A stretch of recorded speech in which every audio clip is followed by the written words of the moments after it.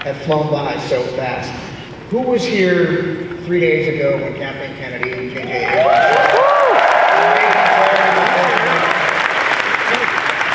And who was here yesterday when we showed the Rebels Season 2? You got The Force Awakens, Rebels Season 2, you got Battlefront. This is an amazing time to be a Star Wars fan. And it's really expensive just 2015. There is so much more to come beyond that, and that's what we're here to talk about. We're here to talk about what's to come. This panel is your crystal ball, your force vision into the future. But as Yoda warned us, difficult to see the future is, because it's always in motion. So, unfortunately, I do have some bad news. Josh Trank will not be joining us today. Aww. I know, he's feeling under the weather, and he sends his regrets, and we send him our best. But don't worry, because we still have a lot to talk about, and we have some great panelists joining us. Because we have a lot to talk about, because the future of Star Wars is so bright, and who better to explain that than the architects of that future, the people charged with steering Star Wars in the years to come.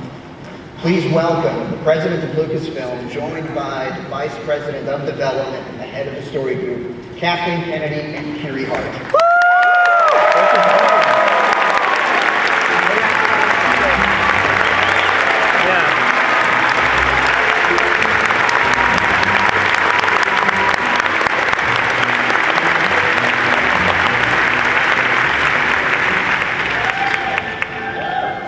Thank you so much.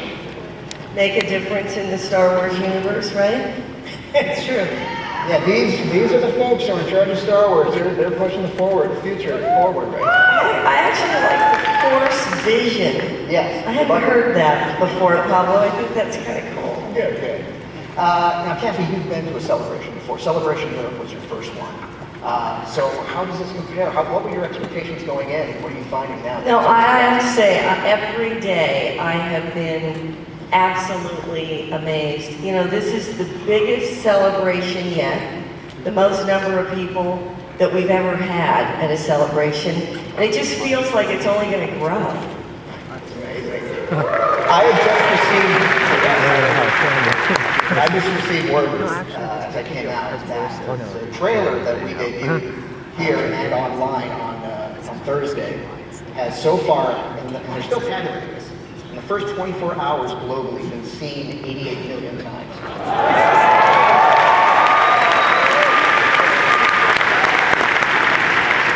So it appears people are interested in this.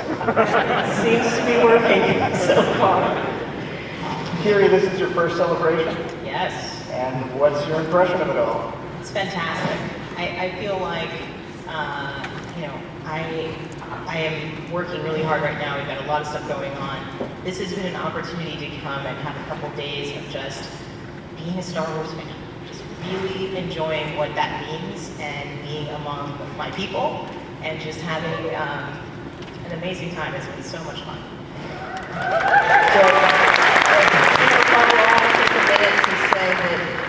When I was asked to step in and run Lucasfilm by George, my next phone call was to the woman sitting to my right. Kiri and I had been working together for over a decade, and she had always been sort of my quiet guru when I was trying to analyze story. And what I didn't know was when I asked if there was any chance she would move to San Francisco and become part of the Lucasfilm team, I had no idea what an insane Star Wars fan she was. So that proved to be quite the bonus. So we're here to talk about a new type of Star Wars film, which we haven't really seen before. Something that doesn't have an episode number attached to it. I have to crawl at the beginning, you know. And if you search the internet, you'll see that there's little consensus on what these things are. There's things that need to be clarified. There's some people calling them standalone, some people call them spin-offs, some people call them origin stories. That doesn't paint much of a picture, so this is our chance to clarify what these types of movies are going to be.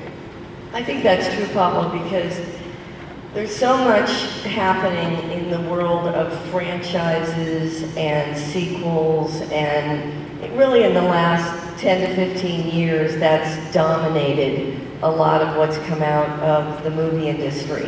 And it's something that Kiri and I and the story group have talked a lot about in terms of how we move forward with this. It was really George's idea. In fact, it's one of the first things he sat down and talked to me about was not only picking up the saga again, which he never envisioned he would do, but was ready to do. But he also was really interested in exploring all the stories that might exist inside the universe.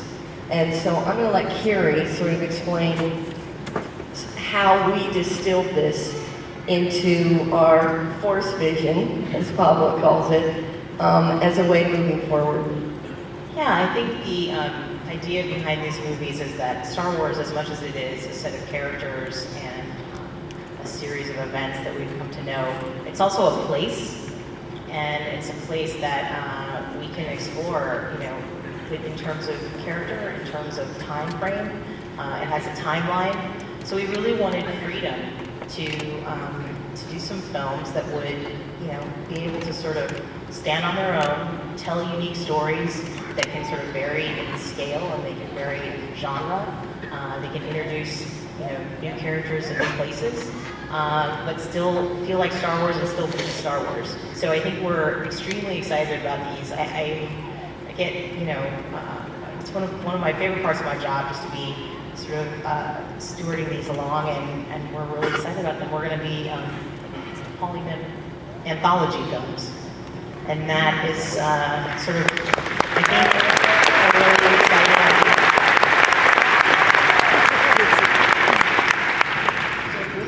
It feels like you're building a community of creatives at Lucasfilm to welcome these filmmakers that we're finding to do these projects and guide them along this path into the Star Wars galaxy.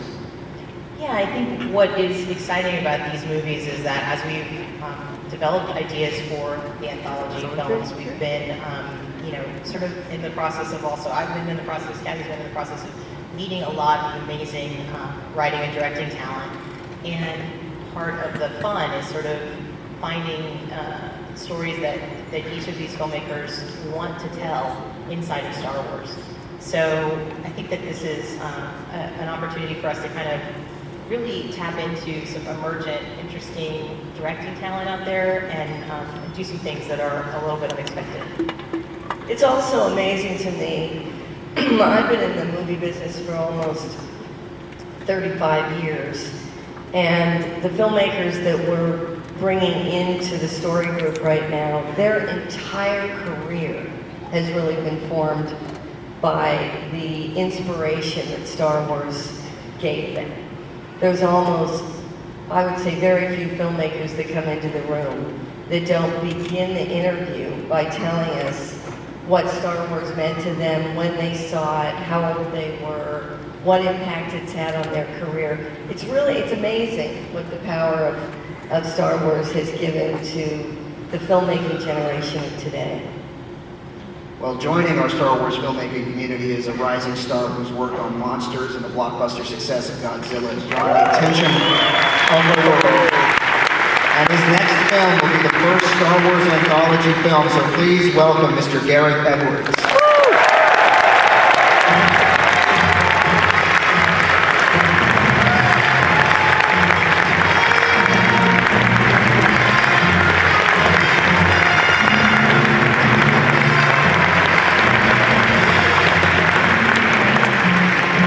Welcome, Gareth. I'm really quite nervous right now. It's a bit intimidating. I'm glad I can't see with all the lights. As you'll find, Star Wars is one big happy family. We're all here because of our love for Star Wars. This is your first celebration. Yeah. What's the most amazing thing you've seen? I'm not going to be very original now, I'm sorry Kathy, but the most amazing moment probably was I was sat back there when you showed the trailer for Force Awakens. And I sat there like a filmmaker going, yeah, come on then. Because I hadn't actually seen it. We don't get to see it because it was one of the surprise as well. And you think, come on then. And then it started, and I could feel myself, the tears going in my eyes.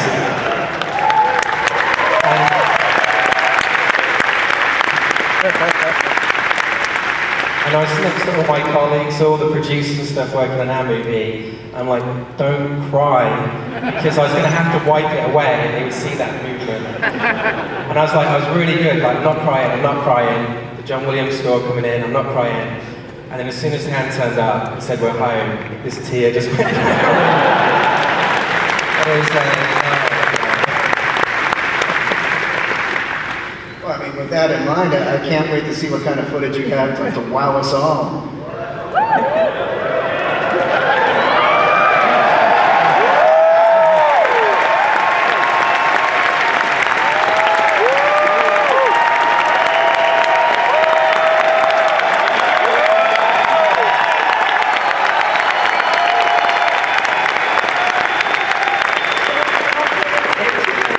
It doesn't work like that.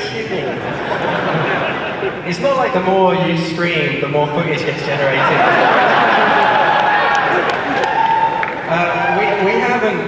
We haven't started filming. We don't film until the summer.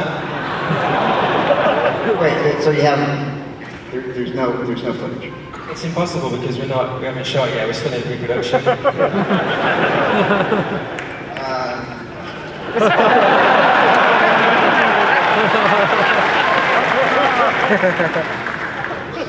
You came here with nothing.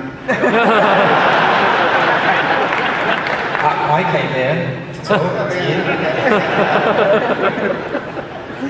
Is there really like nothing we could look at?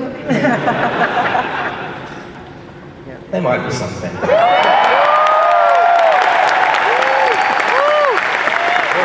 See this again.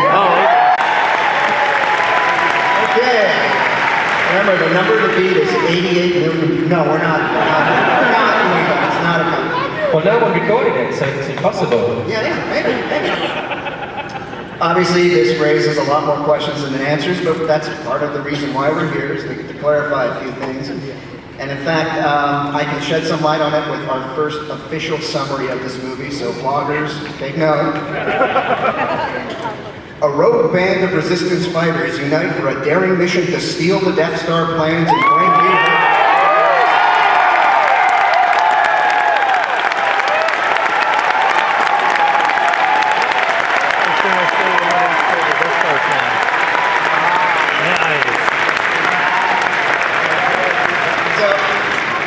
So let's ask about, like, you know, you're honest, there was no footage shot, but we haven't started production. But what was that we just saw? I mean, We went into space. It took us a while. We did the second best thing, and we used the magic of ILM, Skywalker sound. And that was done very quickly. They're pretty amazing. Yeah, it was basically the handiwork of the guys at Lucasfilm. it definitely gets, you get this vibe that we're at a critical point in the galaxy. You've got Obi-Wan talking about a bright past. You have this dark presence of the Empire and this Death Star on the horizon. So when does this movie take place in terms of the Star Wars timeline? I'm not sure what I'm allowed to say, but maybe I can say... Watch you very carefully as you say. We'll see what happens.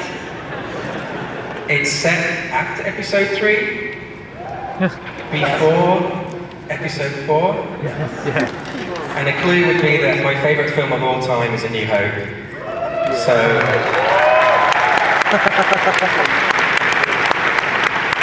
a little bit more towards 4.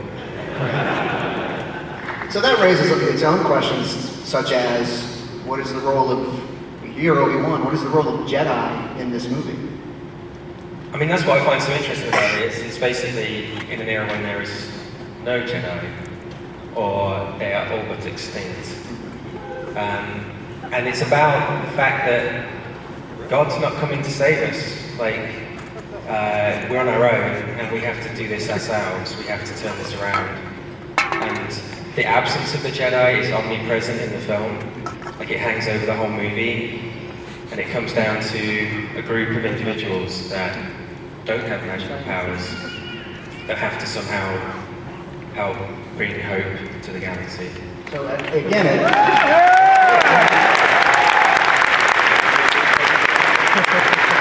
really feels like, I think you're seeing now, that the anthology format allows us to do something as bold as a Star Wars movie without Jedi as central characters. Kiri, with a story that's set between 3 and 4, closer to 4, I mean, I'm sure a lot of people are noticing that we have other storytelling taking place in that era. We do. I'm thinking particularly Rebels. So how do you work to... Star Wars Rebels.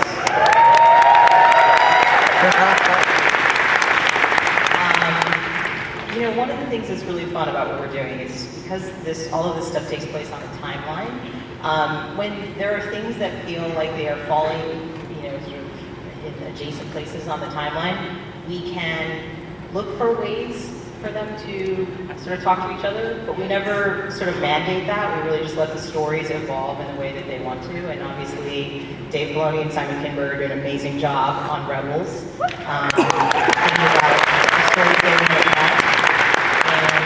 And we are facilitating, you know, the story group is facilitating the development of Rogue One as well, and we'll just be sort of seeing what happens there. But we're very much aware of the fact that, you know, things are happening on the same part of the timeline.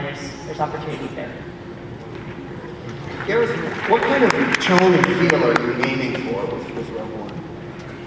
I mean, there's loads of words you can end up using, and I think the word that gets high score in all the meetings, the one that we probably say the most, is real.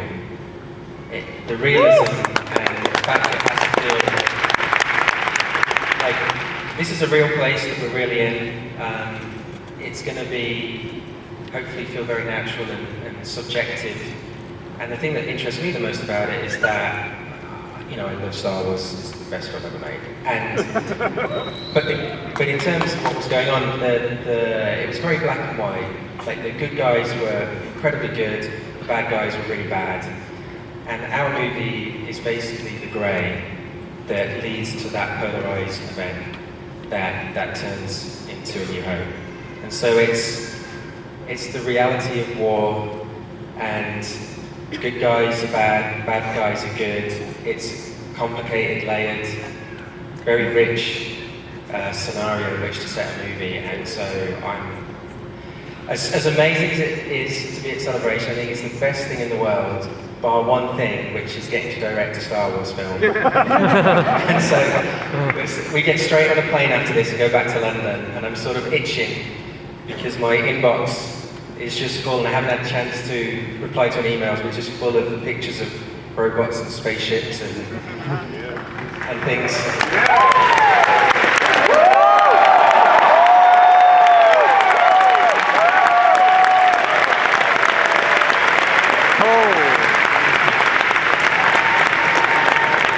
Have you been hacking my laptop again? Have you hacked into my laptop? We have certain spies that we get certain images that we need to get out there. So. Now, it sounds from the description really that this is an ensemble picture when we're talking about, you know, group military activity. But we've only introduced one of the cast so far, and that's Felicity Jones. Can you talk about what drew your attention to her? Felicity's amazing, is the simplest way to say it. She's fantastic. And, but she plays, I can say this, a rebel soldier. You just said it. And I think that when you meet real soldiers, the thing that's clear about them is they're just people.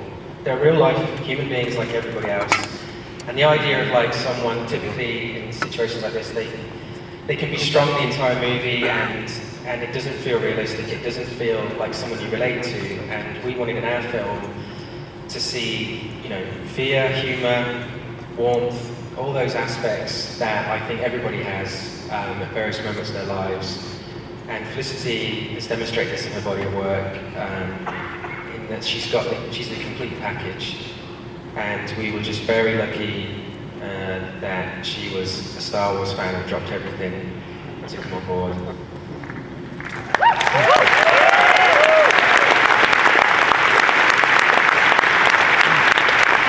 So, can you describe some of the crew that's going to be helping you get Rogue One onto the screen? Yeah. I mean, the main thing I say, like, you work on lots of different things in your life, and I think it's fair to say that probably the majority of people that are filmmakers today pretty much got inspired by Star Wars, and this is why they're doing what they do. With the exception of a few Kathy Kennedy produced movies, which we won't name now because it's not about that today. But like, I got into this because of Star Wars, and so did everybody else. And so it's that one job where you can literally get the best people in the world. Like, no matter how unavailable they are, no matter how busy, no matter how much they've committed to other stuff, the second you say we're making a Star Wars movie, they kind of drop everything, and they screw a lot of other people over. And then they emigrate to wherever you are in the world, and they do anything fun, and that's kind of what's been happening. So we have like Greg Fraser's our DOP, who shot Zero Dark Thirty. He's an amazing guy, I love him. You're going to have to help me out here a bit. Neil Scanlon. So, yeah, Neil's head of the creature team. They're the most talented people you're ever going to be in the world. Neil Lamont and Doug Chang.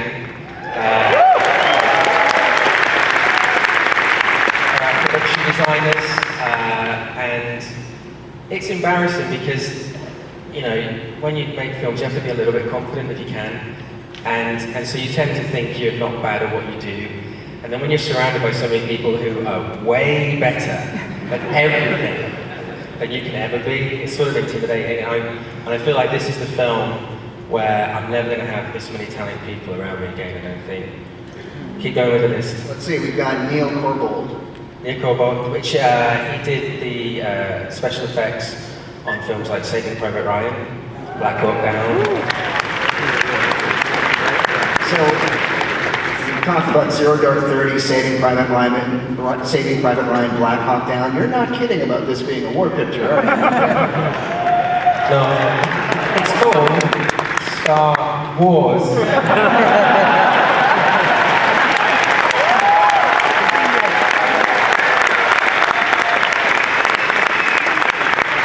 The clue is in the question. Yes. Also on our list, we've got Chris Scarbosio. Yeah, who's our sound designer, amazing guy, and he's worked on all the prequels, but I love him because he's also worked on things like Terrence Malick films, Paul Thomas Anderson, Neil Blomkamp. He's like a god, the new hero of sound. And we have Gina Jane. Who's our casting director, so anyone who wants to be in the film, who is free later in the summer, Gina J. We'd like to apologize. She's gonna kill me. That's just wrong.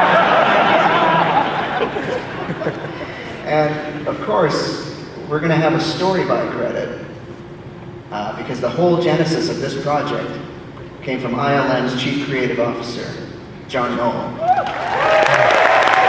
And I'd like to invite John Noel to join us in this conversation.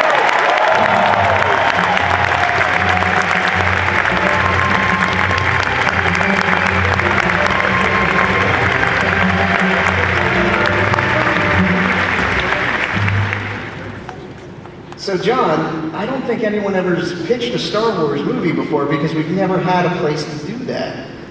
Yeah, I mean, George was the source of all knowledge of Star Wars. So take us through that process. You had an idea, and what happens next with that? Yeah, shortly after Kathy came on board and we were hearing about what the plan was for continuing the saga films, and that we were also going to be doing these films that were set in the Star Wars universe, but weren't necessarily part of that same through line. I thought that was a very exciting idea. This is the Star Wars universe is vast, and there's so many different stories you can tell. And I got thinking about, well, what story would I really like to see told? And I sort of informally pitched it to a couple of friends of mine at the company, and we do the quick 5-minute version of it, and I got a pretty universal, wow, no, I really want to see that film. That sounds amazing. And one of the people I pitched it to was Pablo. Pablo being the vast storehouse of all Star Wars knowledge. I wanted to make sure that I'm not proposing anything that is going to be some major logic problem or violation. And he was pretty enthusiastic about it as well. And then the last person I pitched this to in the company said, "Oh no, you need to go make an appointment with Kathy and Kiri, and you have to go pitch this immediately." And I immediately realized that, well, yeah, I kind of had to, because if you don't, then the rest of your life you will wonder what would happen if I didn't if I had done it. So I did. We made an appointment with Kathy. I pitched the sort of 20-minute version of this, and I got a pretty good response.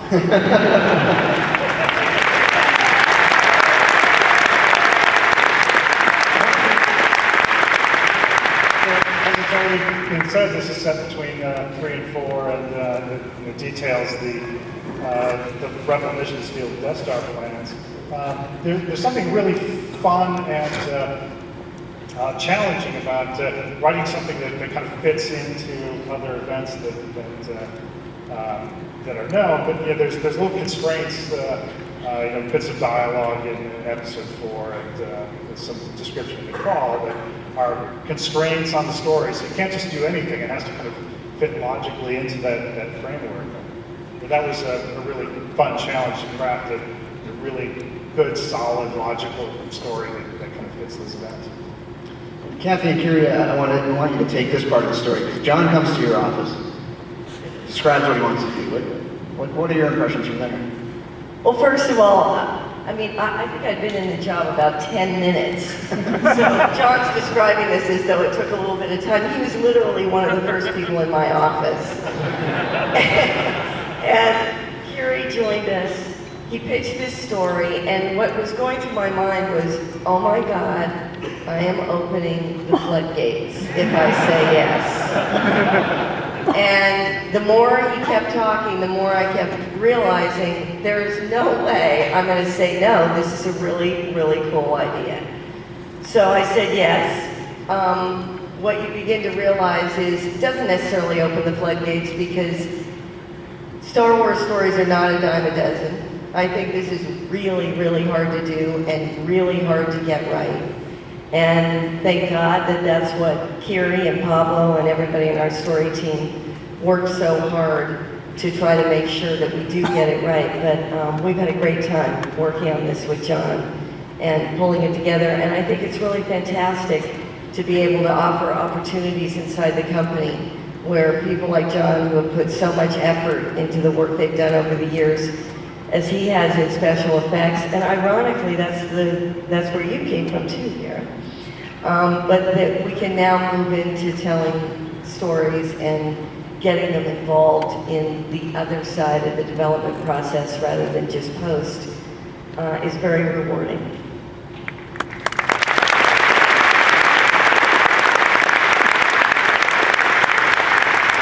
As Kathy pointed out, Gareth, you have a visual effects background, so what was your impression when you heard that this idea came from John Knoll, someone that you would have known in the industry, or would have known of in the industry?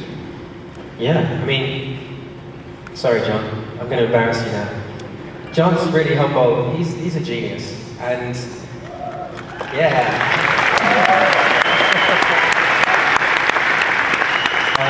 For those who don't know, I'm sure most of you do, but for those that don't, when John was a young man, he felt that something was missing from the world, and so he and his brother wrote a piece of software so you could paint and do things on a computer, and that software is called Photoshop.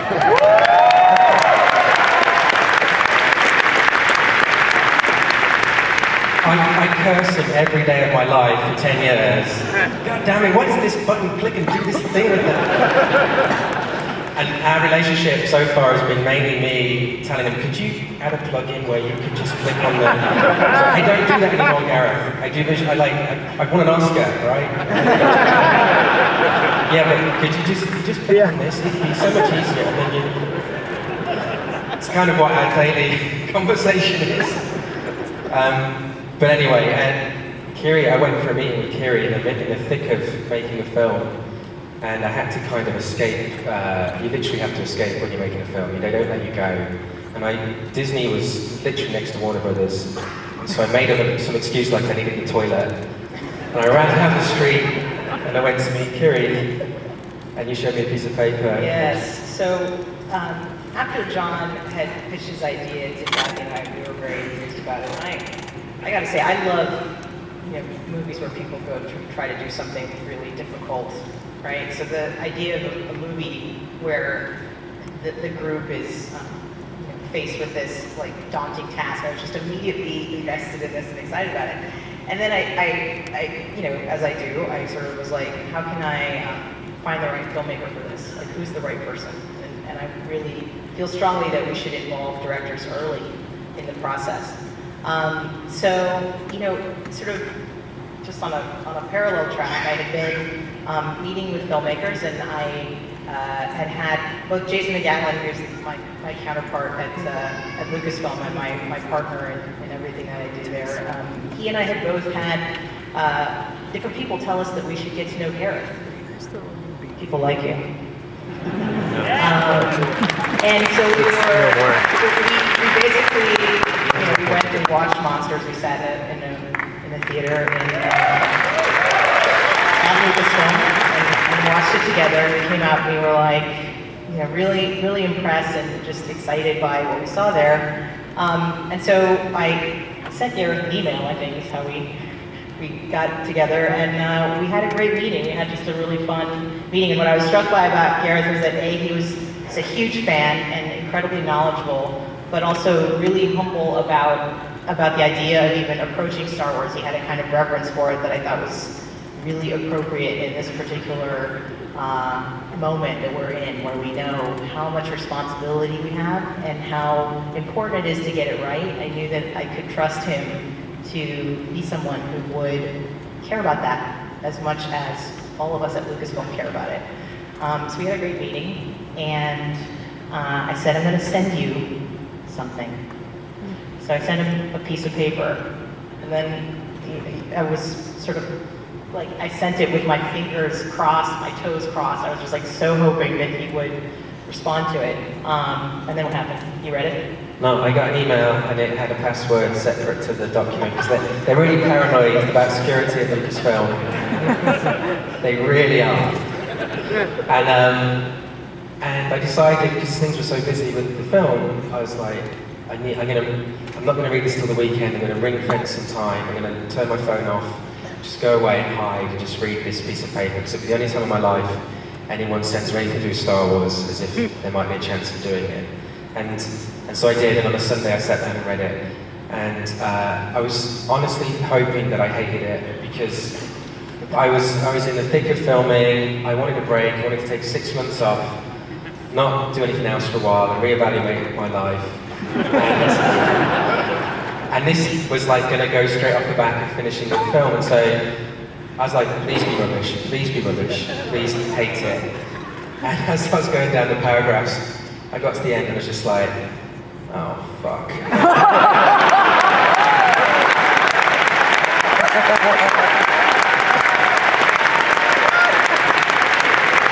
that is why we are not live streaming this now.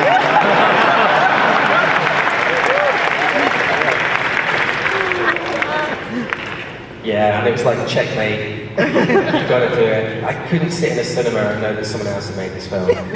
It was like everything, if you believe in the Force, it's like everything was destined for this little moment. And so, yeah, there was no option. I pretended there was, just to... Yeah, you tried to play it cool. I might not be available, I don't know. Like, gotcha. It's the same with everybody though, even with actors and stuff. You meet people and everyone likes to be cool at the start of the meeting. And after a while, like, the excitement of getting to be part of Star Wars overcomes them. They're like, yeah, I'm free, I'm dropping everything, I'm available. Like, yeah, don't worry about the rate, we can work something out, I'll pay you.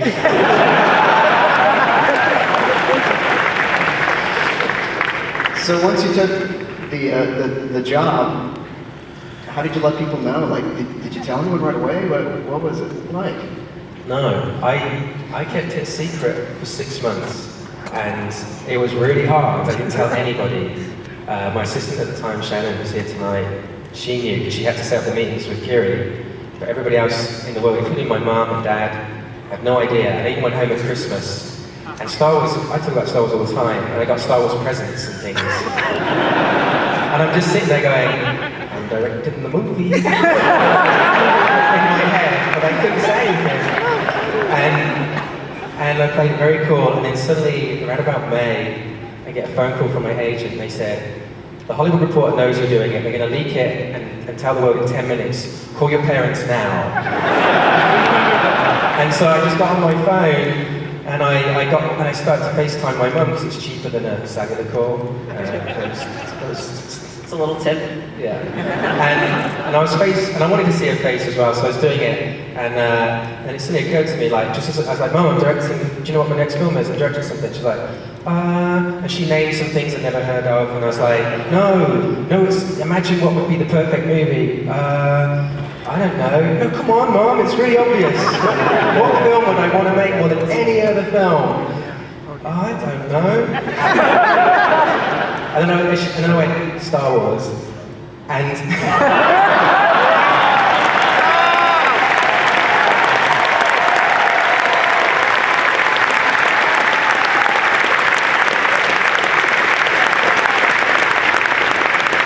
the little snapshot button, I captured that moment. Well, Gareth, now that I've got you in front of an audience of Star Wars fans, I'm going to put you on the spot and ask you to lay out your Star Wars cred. There's no pressure, but tell us, prove to us that you're a Star Wars fan, worthy of being in this room.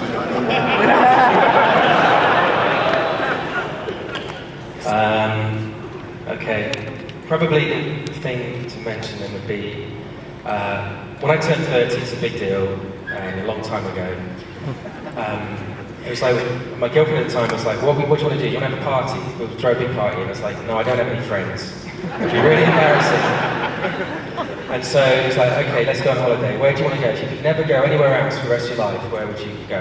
And it's like, well, I always wanted to see where they shot Star Wars. And so for my 30th birthday, I went to Tunisia and spent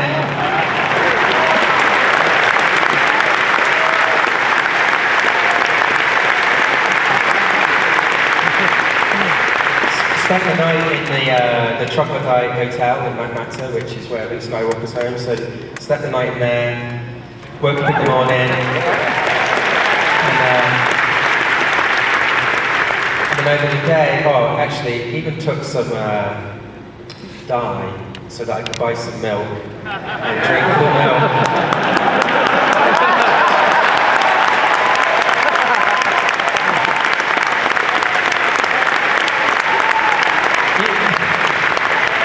You really should applaud that. Like, anywhere else in life, I keep this quiet. This is my big secret. Like, you went to Tunisia, Gareth, huh? Did they do stuff? Oh, I don't know if it did Star Wars. Did they? showing the holiday snaps, like, these get deleted. And then, here, like, you're a hero.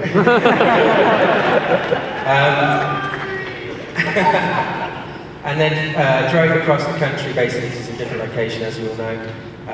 To cross chopped Algeria, if I remember it correctly, to see the sunset by the igloo. Cue the picture.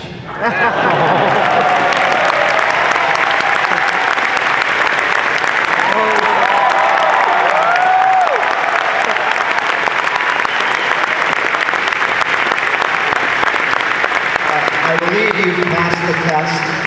You've been welcomed into the community wholeheartedly.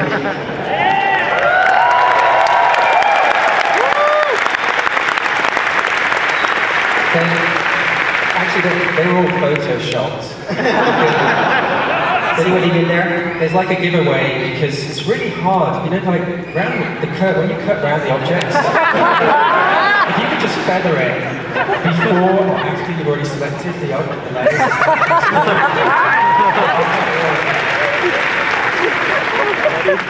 So as we wrap up here, can you tell us where we are in terms of the production timeline of Rogue One? What steps are you involved right now? We're in pre-production, so we shoot in the summer. It gets released December 2016, which seems like a long way away. Last summer. But it's not. We're shooting in the UK and also around the world in locations that I don't want to say because I'm worried 3,000 people will turn up. I think we're also in a really great place in terms of just developing a story. We've had some amazing work from Gary Whitta, Chris Weitz, who's working on it right now. Chris is here somewhere. Chris is here somewhere. I that we called him out, but he is here. And we're enjoying the process of discovering what this movie's going to be, and it's all good. So we're clearly at the very start of this journey, but we wanted to share what we could with you. And this journey is going to culminate with the release of Rogue One in December 2016. But between now and then, I'm certain that there's going to be some circumstance that will bring these people back on stage and give you an even closer look at Rogue One. So we're going to play that video one more time as we exit. Please join me in thanking our panelists, Kathleen Kennedy, Julie Hart, Gareth.